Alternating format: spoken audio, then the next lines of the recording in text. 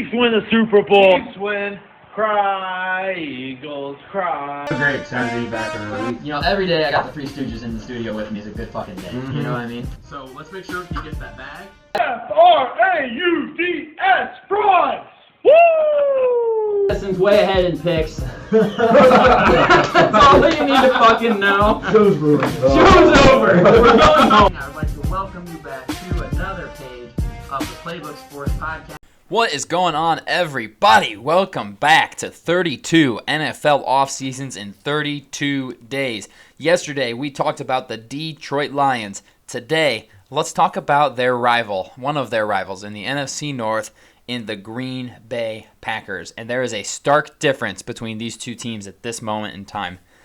While yesterday's team, the Lions, are looking forward to this season and very, very hopeful, I think Green Bay is looking towards this season with a lot of nerves because for the first time since 1992, 31 years ago, the Packers are going into the season with neither Brett Favre or Aaron Rodgers leading the team.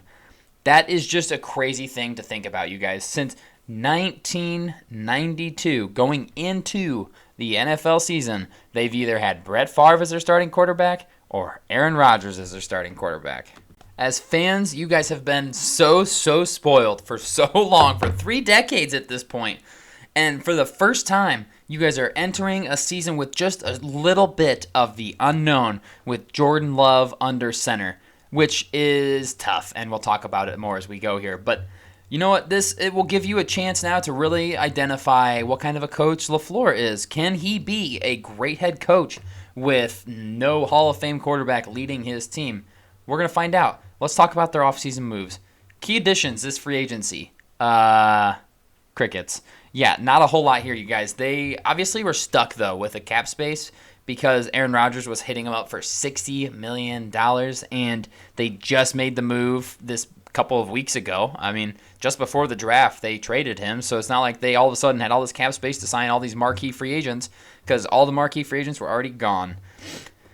He was kind of holding them hostage, but I do like, the one move I do like of theirs quite a bit was re-signing Elton Jenkins to their offensive line. If one thing the Packers did well last season, it was block as the 8th rated offensive line per PFF. So I'm glad that they brought him back because they're going to need reinforcements, man. They're going to need help, and they're going to need to give Jordan Love time to figure it out. That's all I got for additions, unfortunately. But let's move on to key losses. This was obviously a super tough offseason for the Packers and their fans, as the divorce that we all knew was coming. We all saw them fighting and screaming at each other in the living room and not sleeping in the same room anymore. The papers were finally signed, and Aaron Rodgers and Green Bay are no longer together, as Green Bay has left for the shiny new toy of the New York Jets. I will say something nice for Green Bay here is that they got a pretty decent package for him. You know, they gave up Green Bay and their first-round pick this year for number 13, number 42, number 207, and a quote-unquote second-round pick next year that goes up to a first when Rodgers plays 65% of the snaps. Essentially, it's a first-round pick. So gave up Rodgers in a first, got 2 firsts, a second, and a late-round pick. So you can't hate that. It's not terrible for a player that said he went into the darkness retreat thinking, I'm 90% of the way retired. Like, he wasn't going to play for you anyways, so at least you got some good value for him. And we'll talk about whether or not you turn that into anything of note later. I think that loss is going to really hurt. Obviously, he's been their guy for so long, and every Packers fan for the last 15-something years has been a Rodgers guy and just loved watching him play.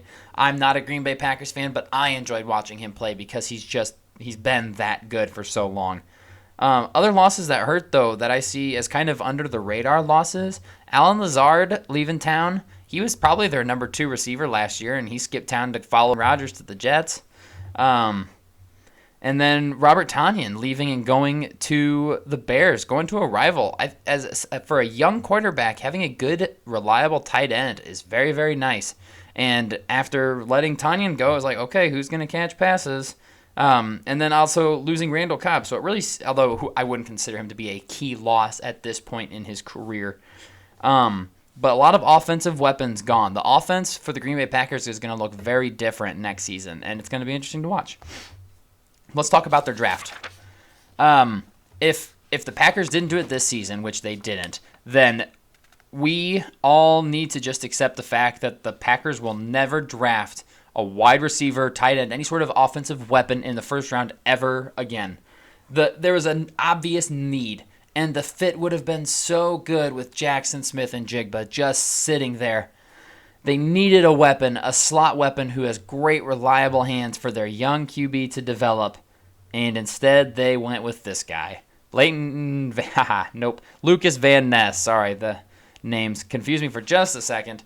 I like Van Ness as a prospect. I think he will be a very solid pass rusher for them for a while. But Smith and Jigba would have been an absolute home run pick, in my opinion. You need somebody who can get open. Jordan Love is not going to... He needs college open, not NFL open right now. And the difference between those is college open is a couple yards of separation, maybe 1.5 to 2 yards.